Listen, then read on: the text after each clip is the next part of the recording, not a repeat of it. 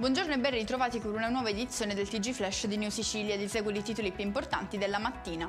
Hanno finalmente un volto dopo ben 25 anni di attesa i mandanti e gli esecutori materiali dell'omicidio del sindacalista Mico Geraci, ucciso a Caccamo in provincia di Palermo nel lontano 1998 per mano di Cosa Nostra. Ci spostiamo a Enna, dove è stato condannato a 4 anni e 6 mesi di reclusione Giuseppe Rugolo, il sacerdote accusato di violenza sessuale aggravata a danno di minori.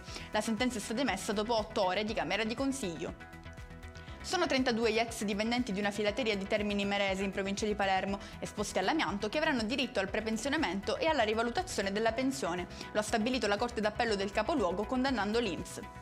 In manette un pregiudicato di 22 anni, incastrato dai carabinieri a Catania con oltre 1 chilo di crack e cocaina. Il corriere della droga consegnava a domicilio in sella a uno scooter lo stupefacente ai suoi acquirenti. Catania è la città con il maggior numero di ore di sole al giorno. La provincia etnea, in vetta alla classifica, è seguita da Siracusa che si aggiudica il secondo posto, un podio quasi del tutto siciliano. E con questo è tutto, prossimo appuntamento alle 19:30. Grazie per averci seguito e buon proseguimento di giornata.